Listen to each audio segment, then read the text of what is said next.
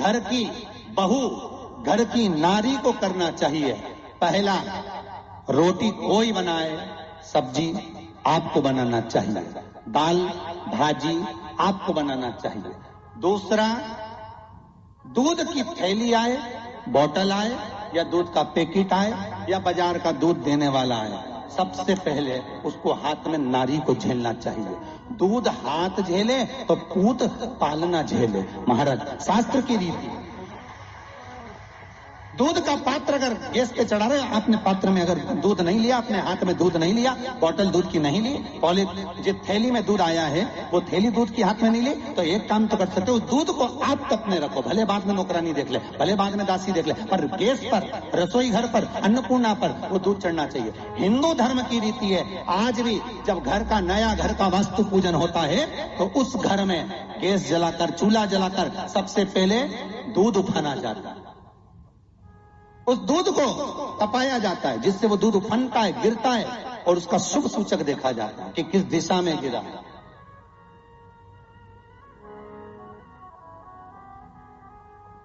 वो शुभ सूचक देता है। दूध पूत बढ़ाता है। तीसरा, जब पानी का मटका, हंडा, भले तुम्हारे घर में नल से पानी आ रहा हो, आरओ का पानी आ रहा हो, तुमने आरओ लगा रखा हो, और उसके नीचे छोटा सा हंडा, मटका, कुछ भी, छोटा सा घड़ा, कुछ भी रखना जरूर चाहिए। रसोई घर में भले इतना बड़ा हंडा रखो, मटका रखो, घड़ा रखो, कलश रखो, पर रखना जरूर चाहिए। क्यों? उसमें पितरों का स्थान होता है। तो घर में, रसोई घर में कभी परिवार में किचकिच नहीं होती, क्लेश नहीं होता। अगर हंडा भरा हुआ है, हंडा खाली होते होते जब सुबह के समय पर पानी थोड़ा रह जाता है, उस घर में जहां हंडा आधे से ज्यादा खाली हो जाता है, शास्त्र कहता है, भविष्य पुराण कहती है, जहां पानी का हंडा आधे से ज्यादा खाली हो गया, समझ लेना दूसरे दिन रसोई घर में क्लेश जरूर होगा, यह पक्का। इसलिए हंडे की सीमितता देखी जाती है। मटके को, हंडे को, कलश को आधे से ज्यादा भरकर रखा होना चाहिए, भले आधे तक भरा रहे पर आधे से नीचे नहीं। उस घर में हम माताएं पूछती हैं, पंडित जी हमारे घर में बहुत क्लेश है, हमारी बहू सुनती नहीं, बहू के हमारी सास नहीं सुनती। क्लेश हो कहां से रहा? जब तुम लड़की पसंद करके आई, उसका पाँव देख के आई, 25 बार फोटो देखा, अपनी रकम तोड़वा के बहू को सोने की रकम चढ़वा दी, खुद ने अच्छी साड़ी नहीं पहनी, 10-10 हजार का सूट चढ़ा दिया, चुन्नी बेस, डब्बा दिया तैयार होने का, चप्पल दी नाप की, चूड़ी का नाप मंगवाया, इतना प्रेम, और घर पे आके जगदम्बा हो गई। कारण क्या है? इतना क्लेश कहां से आ गया? जब तुमने पसंद करी, तुमने देखी, लड़की वालों ने यहाँ देखा, लड़के वालों ने वहां देखा, जब एक दूसरे को देख के सब बात हुई है, संबंध हुआ, रात भर बात चली, फिर क्या हो गया?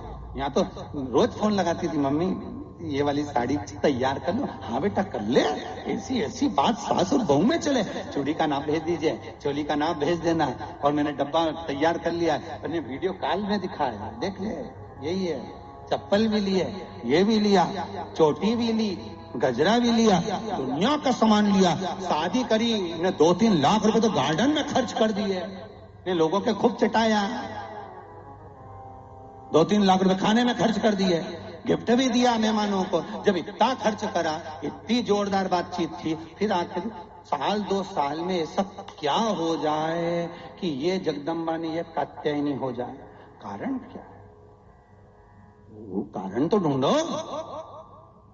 अरे बोलो तो सही है कि नहीं है? कारण तो ढूंढो कि कारण क्या है ऐसा, कि क्या कारण हो गया? अब दोष दे नहीं कि माँ ने सिखा दिया होगा, और वो दोष दे तुम तो अपनी माँ के ही हो, हमारी तो सुनो ही नहीं, अब वो इधर दोष, वो उधर दोष दे। ये दोष देने से कुछ नहीं हो, अपने कर्मों का दोष देखो। ने जरूर झांक कर देखना कि सवेरे सवेरे कहीं हंडा खाली तो नहीं मिल रहा है, पूरा नीचे तक तो नहीं चले गए, आधे से नीचे तो नहीं हो गया। मतलब घर में दूसरे दिन क्लेश तो होना ही है, भले कटोरी के चक्कर में, पानी के चक्कर में, रसोई घर के चक्कर में, रोटी के चक्कर में, चाहे दिन भर में कभी भी होगा, पर 24 घंटे में क्लेश होगा, वो पक्का है।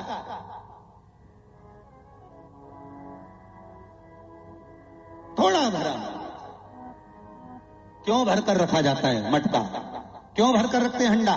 क्यों कहा जाता है कि जिस समय वास्तु पूजन होता है, पितरों के लिए पूजन करी जाती है, तो हंडा भरा जाता है, नया कोरा मटका, नया हंडा वास्तु पूजन में भरा जाता है।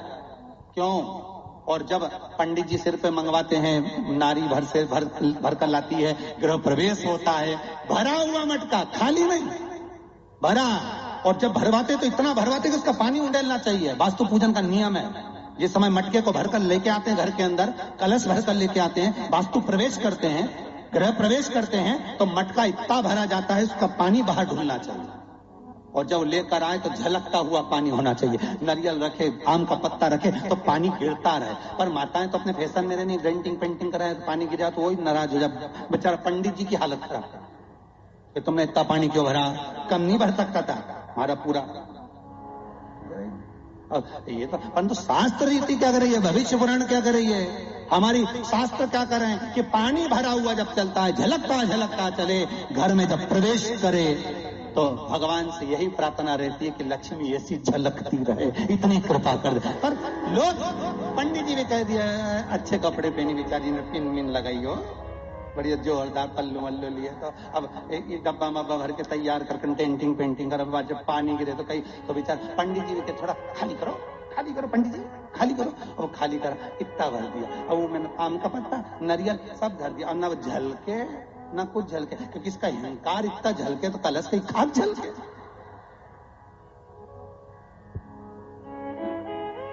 ये तो गृह प्रवेश कर रही तो अपने आप को ऐसी समझ रही कि हमारा बराबर कोई नहीं बनाया, ऐसी। और ऊपर से फोटो खींचना, अभी इसका अहंकार इतना झलके तो कलश के खाक झलके।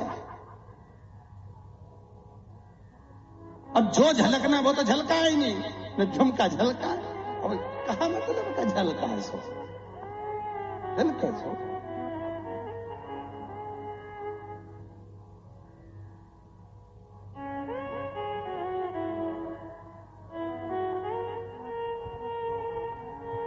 अब पंडित जी से कह रही, हमने तो वास्तु पूजन भी अच्छा कराया था, नहीं में नाग नागिन का जोड़ा भी धराया था, जब बना, जब सब कुछ करा, मकान भी अच्छा है। और कोई कह दिया कि मकान कभी पूरा नहीं हुआ। दिक्कत ये हो गई कि वो जो करना है वो तो कर ही नहीं पाए न, बस वो जो झलकाना था वो नहीं झलकाना, दूसरी चीज झलक गई है। अब कहीं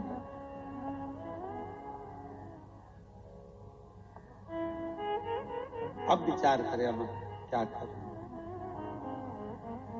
अब क्या करें।